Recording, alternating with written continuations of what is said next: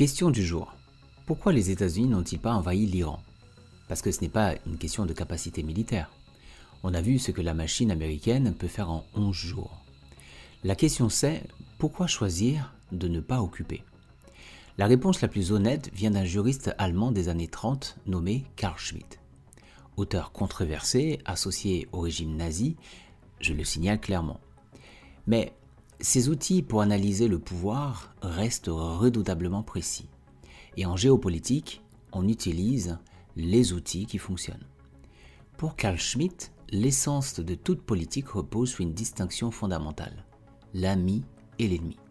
Un véritable ennemi politique, ce n'est pas un concurrent commercial ou un criminel qu'on peut traduire en justice. C'est une collectivité humaine qui s'oppose à une autre, justifiant la possibilité d'un affrontement existentiel. Et voilà ce que Carl Schmitt observe. L'ordre libéral a une horreur viscérale de cette figure de l'ennemi. Le libéralisme cherche à dépolitiser le monde en permanence. Il préfère transformer l'ennemi en concurrence économique qu'on bat sur le marché ou en déviant logistique qu'on gère par des sanctions.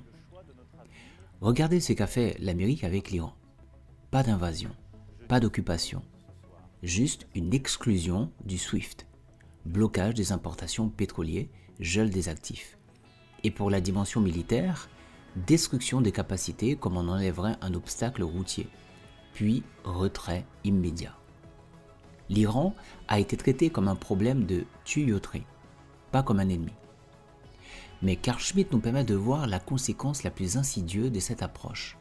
En refusant à l'Iran la dignité d'un ennemi politique en ne l'occupant pas, l'Amérique a laissé les gardiens de la révolution face à un vide existentiel absolu.